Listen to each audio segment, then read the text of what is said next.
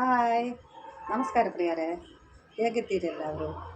ಇವತ್ತು ನಾನು ಇಡ್ಲಿ ಹೇಗೆ ಮಾಡ್ತೀನಿ ಅಂತ ತೋರಿಸ್ತೀನಿ. ಓಕೆ, ಈ ಅಕ್ಕಿ ನಾನು 4 ಗಂಟೆಯಿಂದ ನೆನೆಸ್ಲಿಕ್ಕೆ ಇಟ್ಟಿದ್ದು. ಇದು ರೇಷನ್ ಅಕ್ಕಿ, ಇದರಲ್ಲಿ 3 ಗ್ಲಾಸು ಮತ್ತು 1 ಗ್ಲಾಸು ಬಿಳಿ ಅಕ್ಕಿ.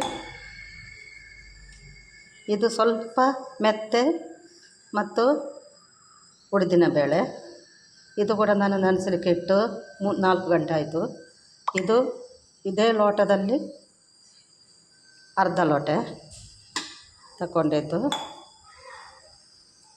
ಈಗ ಇದನ್ನು ಬೇರೆ ಬೇರೆ ಗ್ರೈಂಡ್ ಮಾಡುವ. ಈಗ ಉದ್ದಿನ ಬೇಳೆ ಮತ್ತು ಮೆತ್ತೆಯನ್ನು ಮೊದಲು ಗ್ರೈಂಡ್ ಮಾಡುವ.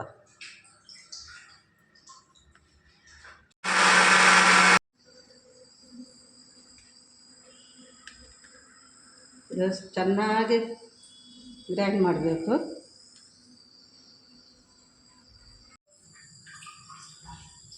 ಈ ರೈಸ್ ಒಟ್ಟಿಗೆ ರುಚಿಕಂತ ಉಪ್ಪು, 1 ಟೀ ಸ್ಪೂನ್ ಸಕ್ಕರೆ ಒಟ್ಟಿಗೆ ಮಿಕ್ಸ್ ಮಾಡಿ ಗ್ರೈಂಡ್ ಮಾಡೋದು.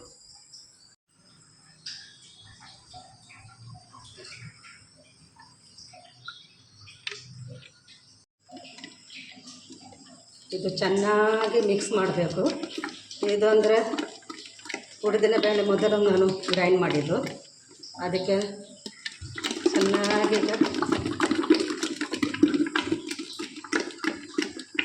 ಮಿಕ್ಸ್ ಮಾಡಿ,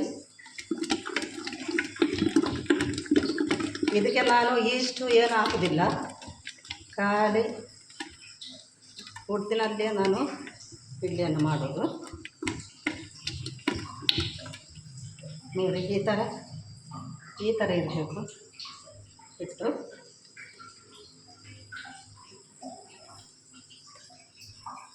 ಈ ಹಿಟ್ಟಿನ ಮೇಲೆ ಭಾರ ಒಂದು ವಸ್ತುವನ್ನು ಇಡಬೇಕು.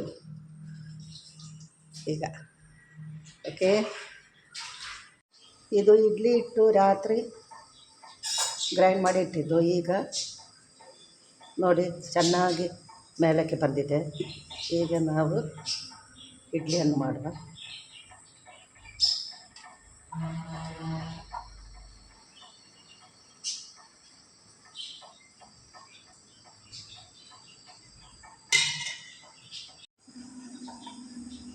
ಈಗ ನೀರು ಕುದಿದಿದೆ.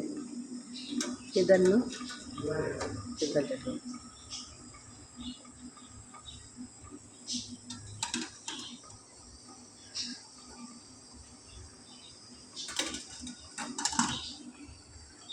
10 ನಿಮಿಷ ಬೇಯಿಸಬೇಕು. 10 ನಿಮಿಷ ಆಯಿತು.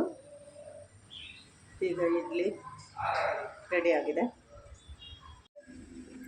ಈ ಇಡ್ಲಿಗೆ ನಾವು ಸಾಂಬಾರು ಮಾಡೋದು: ದಾಲ್, ಟೊಮೆಟೊ,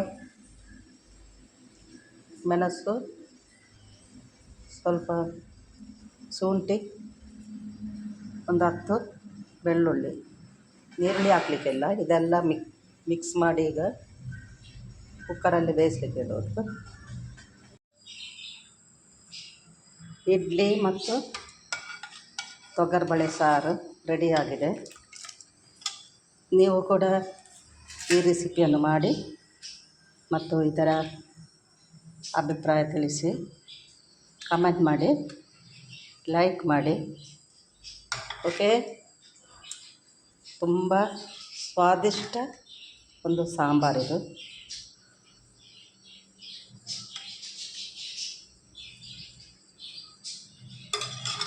ಮತ್ತು ಒಳ್ಳೆ ಸಾಫ್ಟ್ ಆಗಿದೆ. ಇಡ್ಲಿ ಕೂಡ ಸಾಫ್ಟ್ ಆಗಿದೆ. ನನ್ನ ಈ ರೆಸಿಪಿಗೆ ಕಮೆಂಟ್ ಮಾಡಿ, ಲೈಕ್ ಮಾಡಿ, ಶೇರ್ ಮಾಡಿ. ಓಕೆ, ಬಾಯ್.